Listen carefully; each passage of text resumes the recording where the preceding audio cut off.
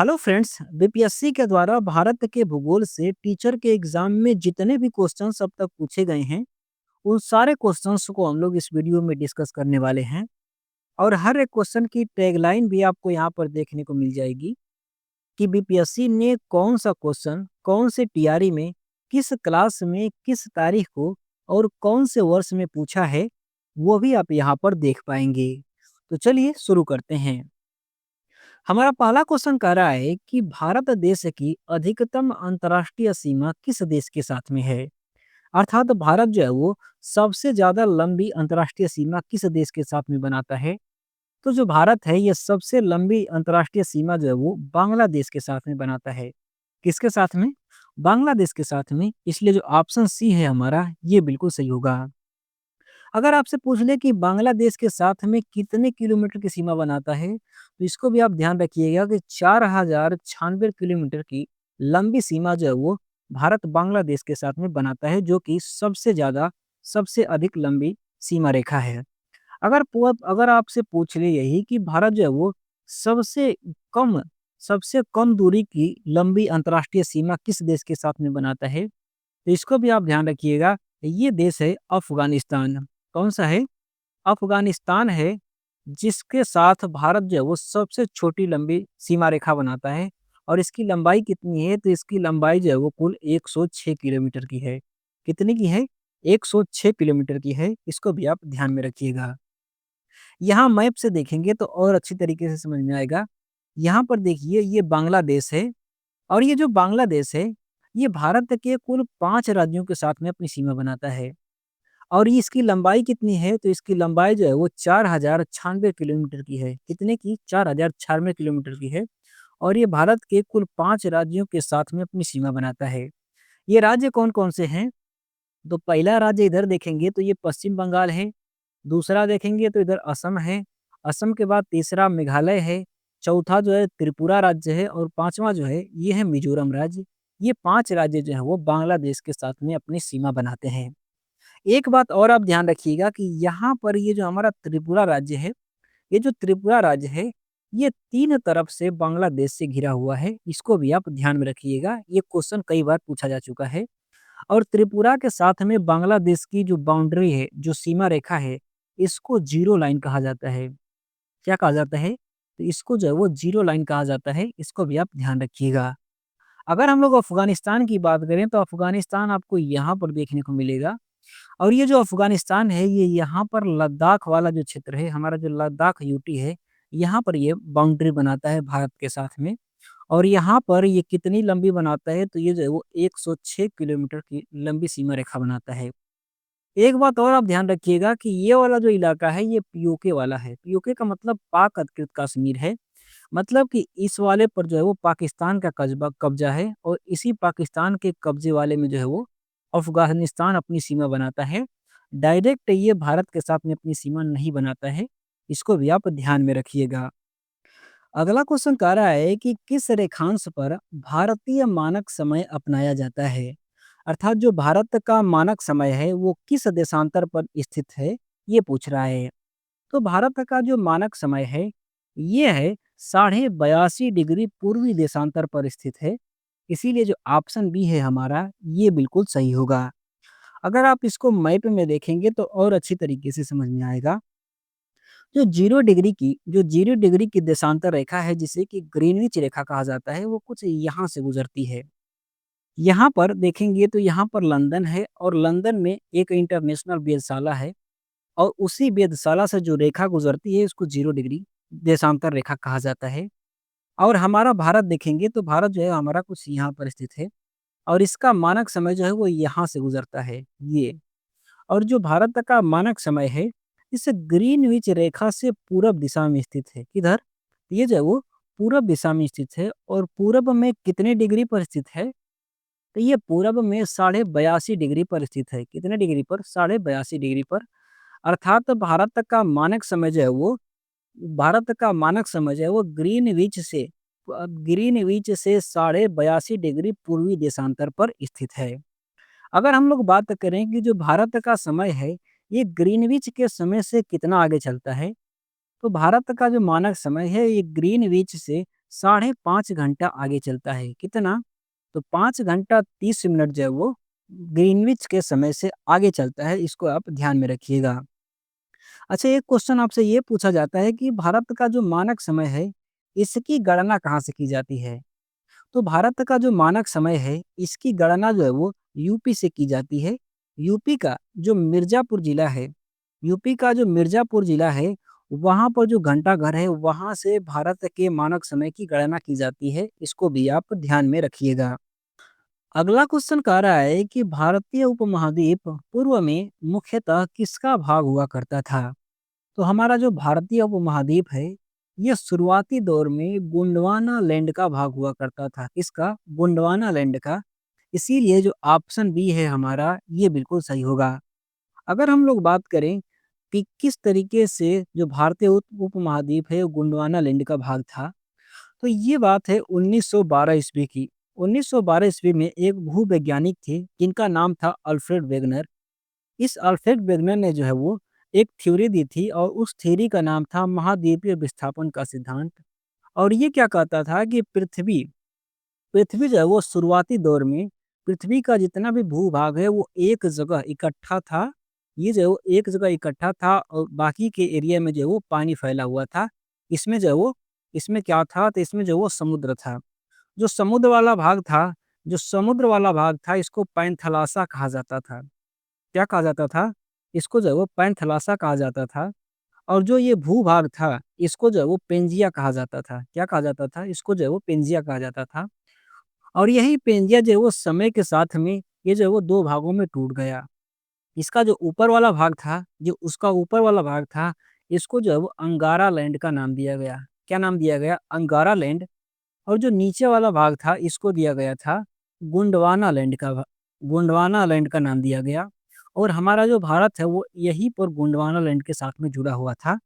इसको आप मैप में देखेंगे यहाँ पर, तो और अच्छी तरीके से समझ में आएगा। ये जो हमारा भारत है, वो कुछ यहाँ पर ये इस तरीके से जुड़ा हुआ था।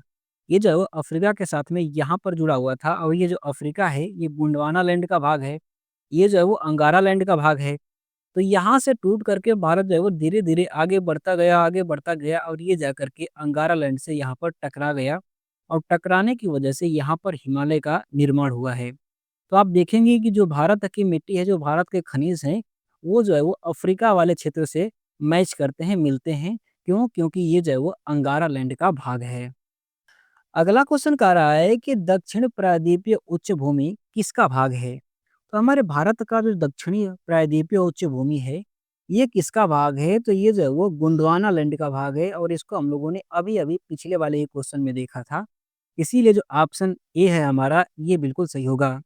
बहुत सारे लोगों का कमेंट आता है कि ये सब क्वेश्चंस जो है वो बीपीएससी में रिपीट नहीं होते हैं। तो आप खुद ही देख लीजिए, ये वाला जो क्वेश्चन है ये टीआरई 2 में पूछा गया है और इससे वाला जो पहले वाला क्वेश्चन था, यहाँ पर देखिए ये टीआरई 3 में पूछा गया है।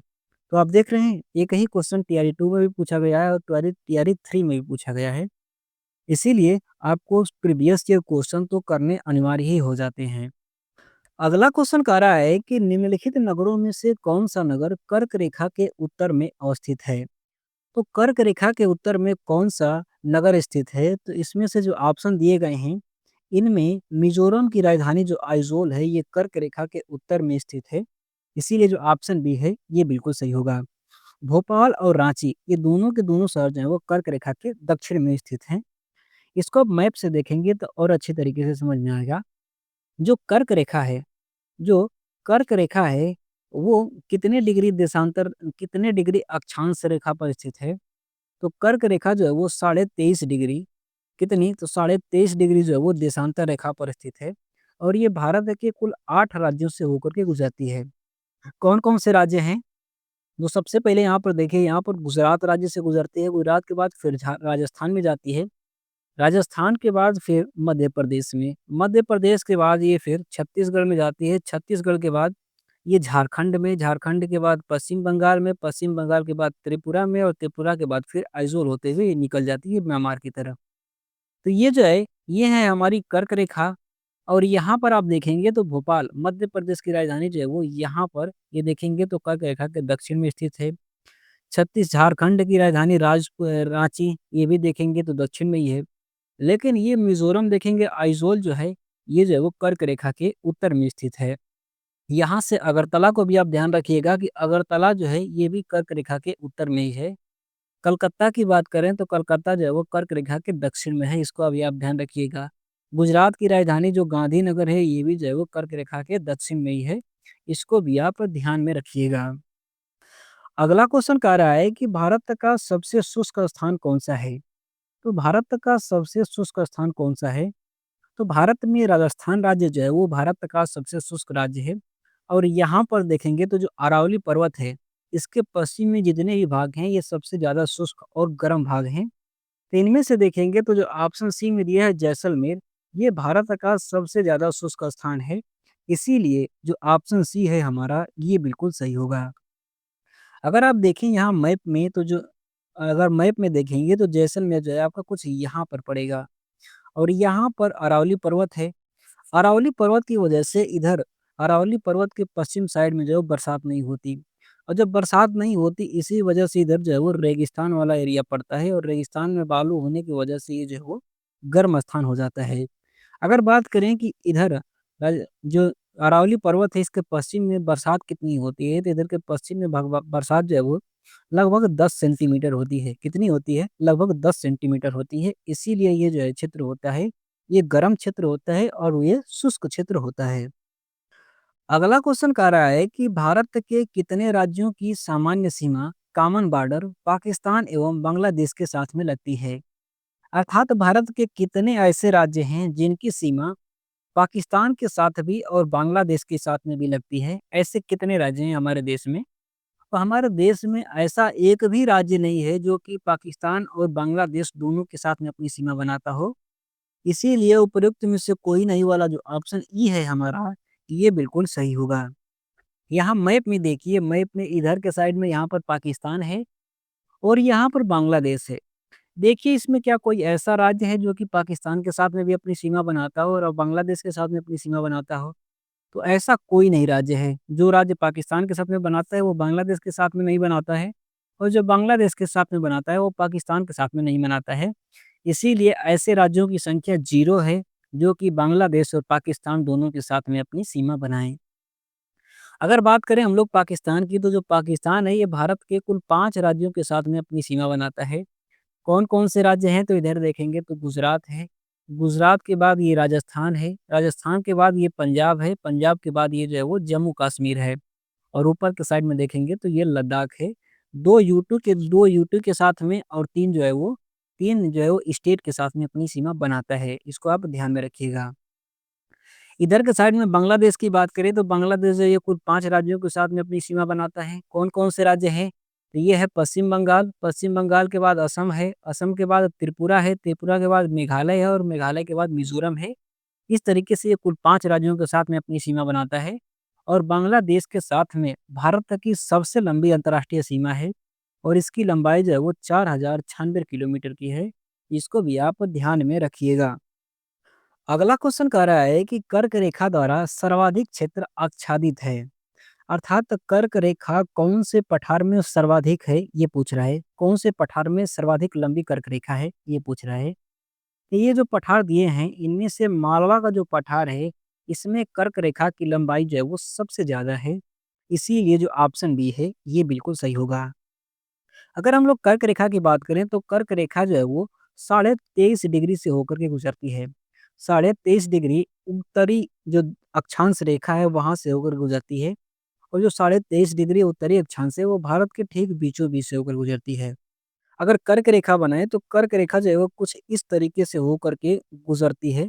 कर्क रेखा भारत के बीचों बीच से और ये है मालवा का पठार और इसी मालवा के पठार में जो कर्क रेखा है इसकी लंबाई सबसे ज़्यादा है।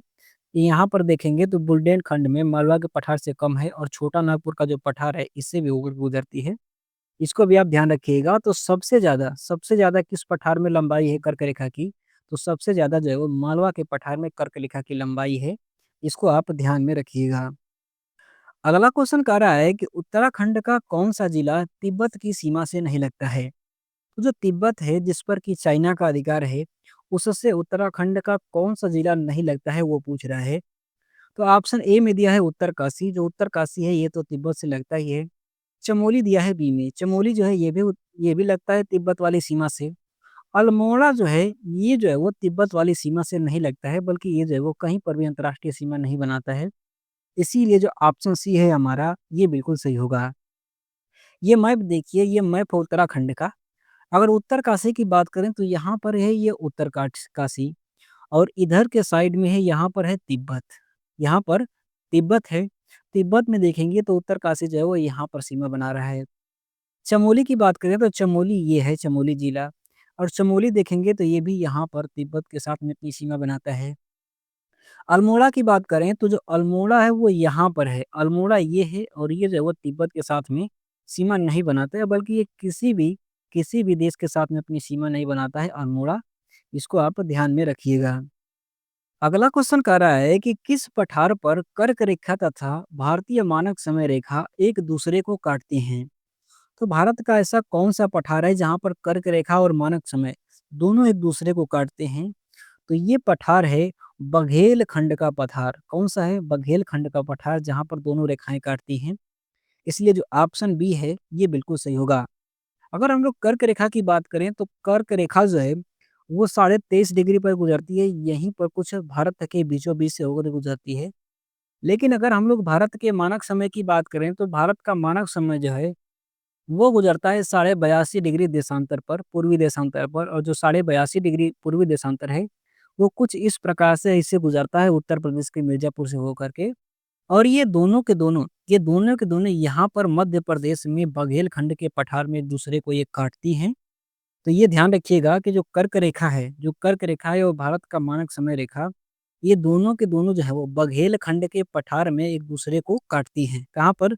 बघेलखंड के पठार में एक दूसरे को काटती हैं। अगर ये पूछ ले आपसे कि कौन से राज्य में एक दूसरे को काटती हैं, तो ये राज्य है छत्तीसगढ़। कौन सा है? छत्तीसगढ़ राज्य है जहाँ पर कि ये दूसरे को काटती हैं। अगर पूछ ले कि छत्तीसगढ़ का कौन सा जिला है जहाँ पर कि कर्क रेखा और मानक समय रेखा दोनों एक दूसरे को काटती हैं, तो ये है छत्तीसगढ़ का सूरजपुर जिला। कौन सा है? छत्तीसगढ़ का सूरजपुर जिला है, इसको भी आप ध्यान में रखिएगा। अगला क्वेश्चन कह रहा है कि भारत के कुल भू क्षेत्र में पर्वतों का हिस्सा कितना है? अर्थात भारत का जो कुल भू क्षेत्र है उसमें कितने परसेंट में पर्वत है? तो भारत के कुल भू क्षेत्र के 30% भाग में पर्वत स्थित हैं। इसीलिए जो ऑप्शन ए है हमारा, ये बिल्कुल सही होगा। अगर भारत के हम लोग भू क्षेत्र की बात करें तो भारत का जो भू क्षेत्र है वो मुख्यतः 3 भागों में बटा हुआ है।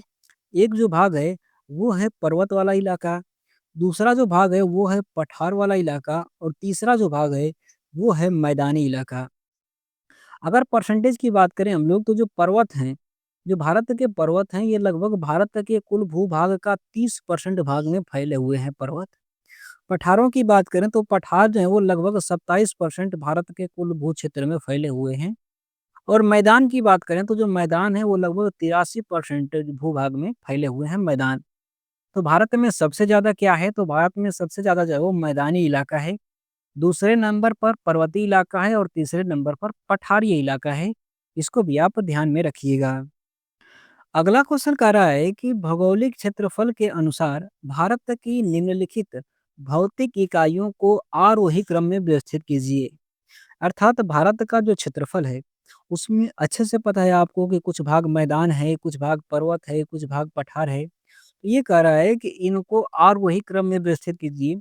अर्थात सबसे कम कौन-सा है, उसके बाद उससे ज़्यादा कौन-सा है, उसके बाद उससे ज़्यादा कौन-सा है, उसके बाद उससे ज़्यादा कौन-सा है। ये कह रहा है कि इस क्रम में इसको व्यवस्थित करिए। तो चलिए देखते हैं। पहला वाला में दिया है केंद्रीय उच्च भूमि। केंद्रीय उच्च भूमि का मतलब पठार। पठार कितने परसेंट में है भारत के? तो भारत के 27% में पठार है। कितने परसेंट में? 27% में। 2 में दिया है महान मैदान। मैदान कितने परसेंट में है? तो मैदान जो है वो भारत के 43% में है। कितने परसेंट में? 43% में। तीसरा में दिया है तटीय मैदान। तटीय मैदान जो इसी मैदान में आ जाता है, और इसका अगर कहें तो लगभग-लगभग ये 2.5% के आसपास है। कितना है? 2.5% के। 4 में दिया है पर्वत। पर्वत कितने हैं भारत में? तो पर्वत जो है वो भारत का 30% है। भारत के क्षेत्रफल का लगभग 30% है। तो यहाँ पर देखिए सबसे कम कौन-सा है, तो तटीय मैदान है। तो सबसे पहले क्या आएगा? 3 आएगा। उसके उसके बाद इससे ज़्यादा कौन-सा है? तो इसके बाद केंद्रीय उच्च भूमि है, 1 में दिया है तो ये 1 आएगा। इसके बाद कौन-सा है? तो इसके बाद 4 में दिया है पर्वत, पर्वत दिया हुआ है, तीसरे नंबर पर आएगा तो ये हुआ 4। इसके बाद महान मैदान दिया हुआ है 2 में, तो इसके बाद आएगा 2। ये वाला देखिए क्रम कहीं पर बन रहा है, तो ये वाला क्रम जो है वो नहीं, यहाँ पर भी नहीं बन रहा है, यहाँ पर भी नहीं बन रहा है, यहाँ पर भी नहीं बन रहा है। मतलब कि उपर्युक्त में से कोई नहीं वाला जो ऑप्शन ई है हमारा, ये बिल्कुल सही होगा, इसमें से कोई भी ऑप्शन सही नहीं दिया हुआ है। अगला क्वेश्चन कह रहा है कि केंद्रीय उच्च भूमि के संबंध में निम्नलिखित कथनों में कौन-सा कथन सही है, वो छाँटिए। तो केंद्रीय उच्च भूमि के संबंध में हमें सही कथन छाँटनी है, तो वो चलिए देखते हैं। ऑप्शन ए में दिया है कि इसका पश्चिमी भाग मालवा का पठार है। क्या ये सही है? तो हाँ, बिल्कुल सही बात है। क्योंकि हमारा जो भारत है, इसका बीच का जो केंद्रीय उच्च भूमि है, इसकी ऊँचाई जो है वो लगभग 700 से लेकर के 1000 मीटर है और ये क्या है? तो ये जो है वो पठार है। इसका पश्चिमी भाग कह रहा है कि ये मालवा का पठार है, तो हाँ, बिल्कुल सही बात है क्योंकि इसके पश्चिम में मालवा का पठार है, इसलिए जो ऑप्शन ए दिया हुआ है, ये तो बिल्कुल सही दिया हुआ है। ऑप्शन बी को देखिए, इसमें दिया है कि यह दक्कन के पठार का भाग है। क्या ये सही बात है? तो बिल्कुल सही बात है क्योंकि दक्कन का पठार इधर के साइड में पड़ता है और ये भी जो है वो केंद्रीय उच्च भूमि का ही भाग है। मतलब कि जो ऑप्शन बी में दिया है ये भी बिल्कुल सही दिया हुआ है। ऑप्शन सी को देखिए, यह दिया है कि यह अरावली से घिरा हुआ है। क्या ये भी सही बात है? तो बिल्कुल सही बात है क्योंकि जो अरावली है, गुजरात, राजस्थान, दिल्ली होते हुए ऐसे आगे की तरफ है। इसके ऊपर इधर के साइड में मैदान है और इधर के साइड में क्या है? केंद्रीय उच्च भूमि है। मतलब कि ये केंद्रीय उच्च भूमि जो है वो पश्चिम की तरफ से अरावली से घिरी हुई है। मतलब कि जो ऑप्शन सी दिया हुआ है ये भी बिल्कुल सही दिया हुआ है।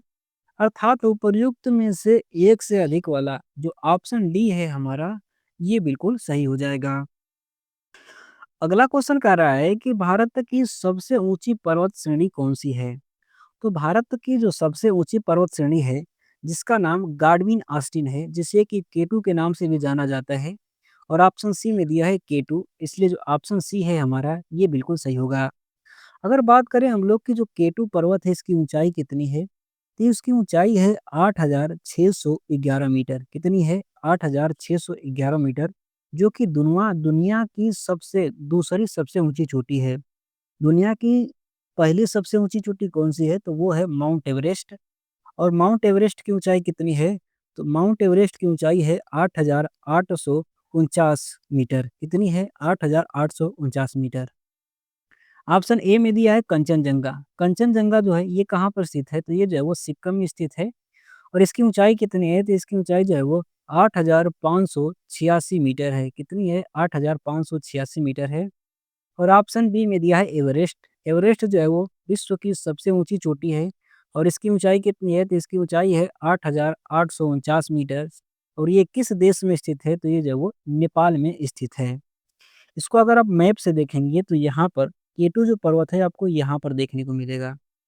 केटू पर्वत, यहाँ पर ये है केटू पर्वत और ये भारत के किस राज्य में पड़ता है? तो भारत का ये जो यूनियन टेरिटरी है लद्दाख, ये जो लद्दाख यूनियन टेरिटरी है इसमें पड़ता है केटू पर्वत। अगर आपसे पूछ ले कि जो केटू पर्वत है वो किस रेंज में पड़ता है? तो जो केटू पर्वत है ये पड़ता है कराकोरम रेंज में। किसमें? कराकोरम रेंज जो है इसमें पड़ता है केटू पर्वत। ये जो सबसे ऊपर वाली जो रेंज देख रहे हैं यही है कराकोरम रेंज और इसी में पड़ता है केटू पर्वत। सबसे ऊपर है कराकोरम, इसके बाद है लद्दाख, कराकोरम, लद्दाख है और उसके बाद इसके नीचे जो श्रेणी है वो है जास्कर श्रेणी। अगर माउंट एवरेस्ट की बात करें तो जो माउंट एवरेस्ट है वो आपको कुछ यहाँ पर देखने को मिलेगा। ये नेपाल वाला इलाका है और नेपाल में विश्व की सबसे ऊंची चोटी जो है वो है माउंट एवरेस्ट, जो कि यहाँ पर स्थित है। अगर कंचनजंगा की बात करें हम लोग तो जो कंचनजंगा है वो आपको कुछ यहाँ पर देखने को मिलेगी। ये है भारत का सिक्किम राज्य और यहाँ पर ये कंचनजंगा देखने को मिलेगा, जिसकी ऊंचाई जो है वो 8586 मीटर है। कितनी ऊंचाई है? 8586 मीटर है। इसको आप ध्यान में रखिएगा। अगला क्वेश्चन कह रहा है कि भारत के पूर्वी घाट की सबसे ऊंची चोटी कौन सी है?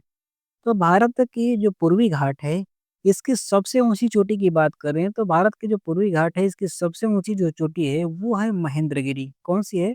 महेंद्रगिरी है। इसलिए जो ऑप्शन सी है हमारा ये बिल्कुल सही होगा।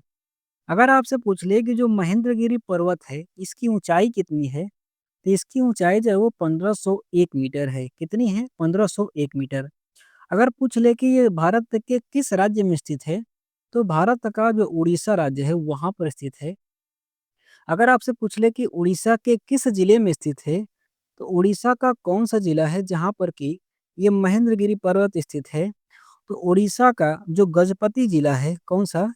जो गजपति इलाका है, जो गजपति जिला है उड़ीसा का, यहाँ पर ये महेंद्रगिरी पर्वत स्थित है, जो कि भारत के पूर्वी घाट की सबसे ऊंची चोटी है। ऑप्शन बी को देखिए, ऑप्शन बी में दिया है अनाईमुड़ी। अनाईमुड़ी जो पर्वत है ये कहाँ पर स्थित है? तो ये है केरल राज्य में। कहाँ पर? तो ये जो है वो केरल राज्य में है।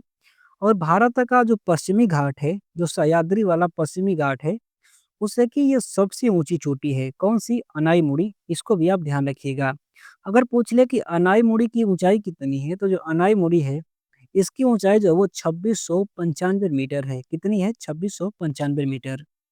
ऑप्शन ए में दिया है कंचनजंगा। जो कंचनजंगा है ये कहाँ पर स्थित है? तो भारत का जो सिक्किम राज्य है यहाँ पर ये स्थित है कंचनजंगा। अगर पूछ ले कि कंचनजंगा की ऊंचाई कितनी है, जो कंचनजंगा पर्वत है इसकी ऊंचाई जो है वो 8,586 मीटर जो है वो इसकी ऊंचाई है। इसको भी आप ध्यान में रखिएगा। अगला क्वेश्चन कह रहा है कि निम्नलिखित श्रेणियों को उत्तर से दक्षिण की ओर क्रम में व्यवस्थित कीजिए। तो यहाँ पर 4 श्रेणियाँ दिया है, लद्दाख, काराकोरम, जास्कर और पीर पंजाल। इसको उत्तर से दक्षिण में हमें क्रमबद्ध करना है। तो चलिए देखते हैं। तो सबसे उत्तर में कौन-सी इसमें से श्रेणी स्थित है? तो सबसे उत्तर में देखेंगे तो काराकोरम श्रेणी है। उसके बाद कौन-सी है? तो उसके बाद देखेंगे तो लद्दाख श्रेणी है। लद्दाख श्रेणी के बाद कौन-सी है? तो लद्दाख के बाद जो है वो जास्कर श्रेणी आती है। जास्कर के बाद कौन-सी है? तो जास्कर के बाद जो है वो पीर पंजाल श्रेणी है। तो अगर इसका क्रम देखेंगे तो क्या हुआ? तो इसका क्रम हुआ 2, 2, 1, 2, 1, 4 और 3। 2, 1, 4 और 3 दिया हुआ है ऑप्शन बी में, इसीलिए जो ऑप्शन बी है हमारा, ये बिल्कुल सही होगा। इसको अगर आप मैप में देखेंगे तो और अच्छी तरीके से समझ में आएगा। ये जो ऊपर वाला ये जो श्रेणी देख रहे हैं, इसमें जो सबसे ऊपर वाली जो श्रेणी है, ये कौन-सी श्रेणी है? तो ये श्रेणी है काराकोरम श्रेणी। कौन-सी? तो ये है काराकोरम श्रेणी। इसके नीचे ये जो दूसरी वाली श्रेणी देख रहे हैं, ये जो दूसरी वाली श्रेणी है, ये कौन-सी है? तो ये श्रेणी है लद्दाख श्रेणी। कौन-सी? तो ये है लद्दाख श्रेणी। इसके नीचे आप देखेंगे तो इसके जो नीचे श्रेणी है, ये है जास्कर श्रेणी। कौन-सी? जास्कर श्रेणी है। और इसके ये जो नीचे वाली श्रेणी आप देख रहे हैं, ये है पीर पंजाल श्रेणी। कौन-सी है? तो ये जो है वो पीर पंजाल श्रेणी है। तो यहाँ से आप देख रहे हैं उत्तर से दक्षिण की तरफ इसको आप अगर क्रम में आप करेंगे, तो सबसे ऊपर कौन-सा आएगा? काराकोरम। उसके बाद कौन-सा है? लद्दाख। लद्दाख के बाद जास्कर है और जास्कर के बाद फिर कौन-सी है? तो जास्कर के बाद फिर पीर पंजाल आएगी। अगला क्वेश्चन कह रहा है कि निम्नलिखित में से कौन-सा दक्षिण से उत्तर की ओर हिमालय पर्वतमाला का सही क्रम है? तो ये देखिए पीछे वाला ही क्वेश्चन रिपीट हो रहा है। वहाँ पर कह रहा था कि उत्तर से दक्षिण की ओर इसको क्रम में करिए और यहाँ पर कह रहा है कि दक्षिण से उत्तर की ओर क्रम में करिए। तो सेम वही क्वेश्चन है। तो देखिए यहाँ से सबसे उत्तर में कौन-सा होगा? तो काराकोरम होगा। इसमें भी दिया है और इसमें भी दिया है। काराकोरम के बाद कौन-सा है? लद्दाख है। लद्दाख इसमें नहीं, इसमें पीर पंजाल दिया है, मतलब कि ये गलत हो गया। ये वाला सही हो गया। लद्दाख के बाद कौन-सी है? जास्कर है। जास्कर के बाद कौन-सी है? पीर पंजाल है। अतः जो ऑप्शन बी है हमारा, ये बिल्कुल सही हो जाएगा। अगला क्वेश्चन कह रहा है कि मालनाड क्षेत्र का संबंध निम्नलिखित में से भारत के किस पठार से है? तो मालनाड की अगर हम लोग बात करें तो जो मालनाड क्षेत्र है इसका संबंध भारत का जो कर्नाटक का पठार है इससे इसका संबंध है। इसीलिए जो ऑप्शन सी है ये बिल्कुल सही होगा। अगर हम लोग मालनाड की बात करें तो जो मालनाड शब्द है यह एक कन्नड़ भाषा का शब्द है। कौन सी भाषा का? कन्नड़ भाषा का, जिसका मतलब होता है पहाड़ी देश। मतलब कि कन्नड़ भाषा में पहाड़ी देश को मालनाड कहा जाता है। और कर्नाटक के इलाके में जो कर्नाटक का पठार है उसे कन्नड़ भाषा में मालनाड कहा जाता है। इसीलिए मालनाड का किससे संबंध होगा? तो मालनाड का संबंध जो है वो कर्नाटक से होगा। इसके अलावा कन्नड़ भाषा में एक और इसी तरीके का शब्द है, उसको भी आप ध्यान रखिएगा। उसका नाम है करनाड़। इसका नाम है करनाड़। और कन्नड़ भाषा में जो करनाड़ शब्द है, ये जो है इसका मतलब होता है काली मिट्टी का देश। अर्थात जो काली मिट्टी का देश होता है, काली मिट्टी का जो एरिया होता है उसे कन्नड़ भाषा में करनाड़ कहा जाता है। इसको भी आप ध्यान रखिएगा, करनाड़ से आपसे आपसे अगली बार क्वेश्चन पूछ लेगा कि करनाड़ जो है वो इससे किसका संबंध है, तो जो काली मिट्टी वाले प्रदेश होंगे उनसे संबंध होगा करनाड़ का। इसको आप ध्यान में रखिएगा। अगला क्वेश्चन कह रहा है कि सतलुज और काली नदियों के बीच स्थित हिमालय के भाग को निम्नलिखित में से किस नाम से जाना जाता है? तो सतलुज नदी और काली नदी, इन दो नदियों के बीच में जो हिमालय का क्षेत्र है, इसको कुमाऊं हिमालय कहा जाता है। क्या कहा जाता है? कुमाऊं हिमालय कहा जाता है। इसलिए जो ऑप्शन ए है ये बिल्कुल सही होगा। इसको आप मैप में देखिए, ये हिमालय वाला क्षेत्र है और यहाँ से राकस ताल से सतलुज नदी निकलती है, जो कि जा करके आगे सिंधु नदी में मिल जाती है। और यहाँ पर ये देखिए, ये कौन सी नदी है? तो यहाँ पर देखिए ये काली नदी है, ये काली नदी है। और इन्हीं दोनों के बीच का जो इलाका है, इन्हीं के दोनों के बीच का जो हिमालय का क्षेत्र है, इसको कुमाऊं हिमालय कहा जाता है। क्या कहा जाता है? कुमाऊं हिमालय कहा जाता है। ये सतलुज नदी है, ये सतलुज नदी है और ये सिंधु नदी है। सतलुज नदी और सिंधु नदी, इन दोनों के बीच का जो हिमालय का क्षेत्र है, इसको क्या कहा जाता है? तो इस हिमालय को जो है वो पंजाब हिमालय कहा जाता है। क्या कहा जाता है? पंजाब हिमालय कहा जाता है। यहाँ से देखिए, ये काली नदी है, ये काली नदी है, ये काली नदी है और ये है तीस्ता नदी। काली नदी और तीस्ता नदी, इन दोनों के बीच में जो हिमालय का क्षेत्र है, इसको क्या कहते हैं? तो इसको जो है वो नेपाल हिमालय कहा जाता है। क्या कहा जाता है? नेपाल हिमालय कहा जाता है। इसके बाद देखिए, ये तीस्ता नदी है और ये दिहंग नदी, ब्रह्मपुत्रा नदी, इन दोनों के बीच का जो हिमालय का क्षेत्र है, इसको असम हिमालय कहा जाता है। क्या कहा जाता है? असम हिमालय कहा जाता है। तो इन सारों को आप ध्यान में रखिएगा। यहाँ से सिंधु और सतलुज नदी के बीच का हिमालय पंजाब हिमालय, सतलुज नदी और काली नदी के बीच का हिमालय जो है वो कुमाऊं हिमालय, काली और तीस्ता के बीच का हिमालय नेपाल हिमालय, और तीस्ता और दिहंग के बीच का हिमालय जो है वो असम हिमालय के नाम से जाना जाता है। अगला क्वेश्चन कह रहा है कि गंगा नदी के दक्षिणी किनारे से मिलने वाली सबसे बड़ी सहायक नदी कौन सी है? तो गंगा में दक्षिण की तरफ से जाकर के मिलने वाली जो सबसे बड़ी सहायक नदी है, वो इनमें से सोन नदी है। कौन सी है? सोन नदी है। इसलिए जो ऑप्शन सी है ये बिल्कुल सही होगा। अगर हम लोग सोन नदी की बात करें तो जो सोन नदी है वो यहाँ से निकलती है मध्य प्रदेश से। मध्य प्रदेश में जो अमरकंटक का पहाड़ी है, यहाँ से निकलती है सोन नदी। और ये 784 किलोमीटर की यात्रा करते हुए ये जा करके पटना, बिहार की राजधानी पटना के पास में ये गंगा से मिल जाती है, जो कि गंगा में दक्षिण की तरफ से जा करके मिलने वाली सबसे बड़ी नदी है। अगर ये पूछ ले आपसे कि गंगा नदी की सबसे बड़ी सहायक नदी कौन सी है, तो ये है यमुना नदी, जो कि गंगा के ही पैरेलल निकल करके आती है। और ये उत्तर प्रदेश में इलाहाबाद में आकर के ये गंगा नदी में मिल जाती है। लेकिन ये जो है वो दक्षिण की तरफ से नहीं आती, बल्कि ये जो है वो उत्तर की तरफ से गंगा के पैरेलल ही आती है। इसीलिए ये सबसे बड़ी नदी नहीं हो सकती। अगर सबसे बड़ी नदी पूछे जो कि दक्षिण की तरफ से आके मिलती हो, तो वो है सोन नदी। कौन सी है? सोन नदी। इसलिए जो हमारा ऑप्शन इसलिए जो हमारा ऑप्शन सी दिया हुआ है ये बिल्कुल सही होगा। तो फ्रेंड्स, इस वीडियो में बस इतना ही। बाकी के जो क्वेश्चंस बचे हुए हैं वो नेक्स्ट वीडियो में मिल जाएंगे। ये वीडियो आपको कैसी लगी आप हमें कमेंट बॉक्स में ज़रूर बताइएगा। अगर ये वीडियो अच्छी लगी हो तो वीडियो को लाइक भी ज़रूर करिएगा। बाकी की जो आने वाली वीडियोज़ हैं उनका नोटिफिकेशन पाने के लिए चैनल को सब्सक्राइब भी कर लीजिएगा। Thanks for watching. Have a nice day. Thank you.